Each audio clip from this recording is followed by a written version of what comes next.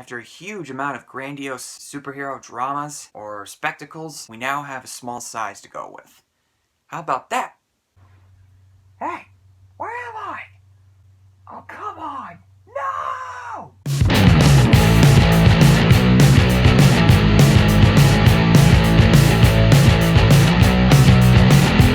Alright, so Ant-Man tells a story. You know what? Enough's enough. I'm going back to normal size. Oh, that's better. Even though, as Yoda would say, size matters not. And that's the case with this movie. Well, it's finally arrived, guys. Marvel's Ant-Man. A project that has been long in development for many years by the one and only Edgar Wright. Then there was a creative difference between him and Marvel Studios when they wanted to tie it into the Avengers. Apparently he didn't want to do that. He wanted to make it completely his own, so he left. And a lot of people, myself included, at first were worried that, is this movie gonna suck? Is it in trouble? What's going on here? And then the trailer came out, and my hopes were slightly raised. Then another trailer came out a few months after that, and I just went, okay, I'm a little bit more relaxed on this one. But I'm still gonna be a little bit cautious. Even though you had a great set of actors in here. Paul Rudd, Michael Douglas, Evangeline Lilly, Corey Stoll, Michael Pena's in here too. How about that? And due to the creative differences between Edgar Wright and Marvel Studios, I was really hoping that this wasn't going to be a bad movie, but oh boy, was I surprised. I was thoroughly impressed with Ant-Man. I really had a great time with it. I don't know much about the character of Ant-Man. I don't know his background or the comic books or anything. I was just interested in seeing a different side to the Marvel Cinematic Universe. This is a superhero who shrinks down to the size of an ant, and it didn't look like it was going to be that big, grandiose spectacle that we've seen in Avengers or Iron Man or Captain America. This is a much more contained story. The story takes place in San Francisco a few months after the Avengers Age of Ultron. Scott Lang, played by Paul Rudd, is a crook who just got out of prison and is trying to get his life back on track in order to be with his daughter, but unfortunately he keeps falling back into a life of crime by stealing stuff from other people's homes with the help of his friend Louise, played by Michael Pena, and then he steals something from Hank Pym's house, played by Michael Douglas. And Hank Pym is someone who used to work for Pym Industries in creating shrinking technology where you can shrink down to the size of an ant, and he recruits Scott Lang to steal certain technology from his rival Darren Cross, find the data, and destroy it before he can use it for his own evil needs. And all the while, Scott Lang and Hank Pym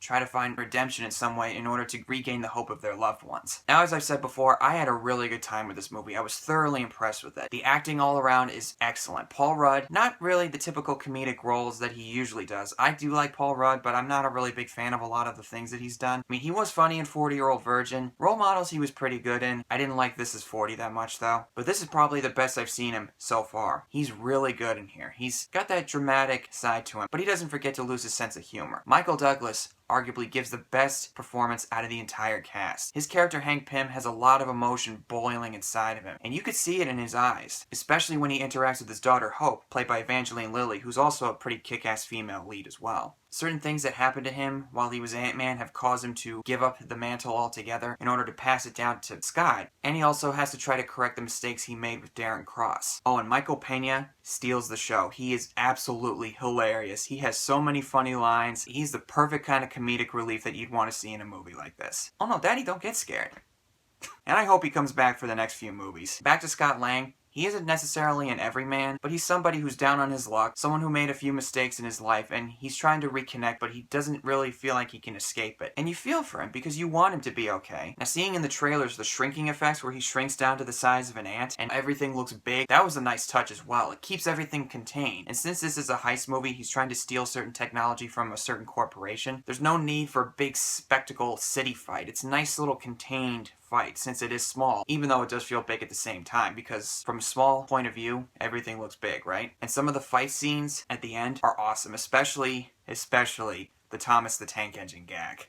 That is priceless. And of course, there's a few nice Easter eggs in here, which I will not spoil for you. There's a certain cameo by a certain person, and another cameo by another person at the beginning in the opening sequence. And even though the tone feels a little bit more serious, a little more grounded, it doesn't forget to lose its sense of humor. And since this is about a character who calls himself Ant-Man, I was kind of worried that they were going to take it a little bit too seriously for its own good, but luckily they made it work here, because the idea of a guy called Ant-Man, let's be honest, that sounds ridiculous, right? But they really make it work here, and it pokes fun at itself, which I was really relieved at. That being said, though, Corey Stoll's character, Darren Cross, thought was a bit one-dimensional. He's really good at playing evil. He's got the look for sure. He's got that evil look in his eyes, and you do understand his motivations, but I think we could have had maybe just a little bit more dimension to his character. Although his alter ego, the Wasp, that's pretty terrifying. And also, the first 15 minutes or so are just a little bit bumpy. Just a little bit. And there's a certain character in here where Scott Lang, after he gets out of prison to go to work at Baskin-Robbins for a little bit, the guy who works there, his manager, thought was a little bit too over the top. Kind of verging on the stupid comedy lines a little bit, but luckily, it didn't impact the movie enough for me to hate it. Despite some of those personal nitpicks, Ant-Man proves to be a very relieving, very surprising, fun addition to the MCU, and dare I say it, it's probably one of the best movies that Marvel has done so far. And also, you can see hints of Edgar Wright's ideas throughout this movie, sometimes with the quick cut editing and the fast-paced cuts that he usually does in his movies, and they also give credit to the original story and some of the ideas that he came up with for this movie. So I'm glad that Marvel didn't completely diss him and his ideas, so they gave credit where it was due, which I appreciated. And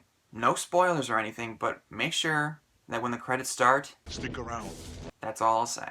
And I also want to give this little message out to those fans of Edgar Wright who are not going to see this movie, who are encouraging people to boycott this movie and the rest of the movies coming out in the MCU just because Edgar Wright left the project. I understand why you feel that way, and I'm not saying you're entirely wrong to think that. Just at least try to go in with an open mind and give this movie a chance. If you don't want to see it in the theater, then don't. If you want to watch it on cable or on Netflix, if it does come out on Netflix, just give it a chance. And for those of you who think that Marvel's the next Sony now because of what happened with Edgar Wright, I think you're jumping to conclusions a little too much. I mean, that's a whole nother video, but let's not jump to conclusions here, shall we? It doesn't mean that they're doing it for every single movie that's come out. But enough of that. What did you guys think of Ant-Man? Did you like it? Did you hate it? Whatever you thought, just comment below and tell me, and I'll see you next time.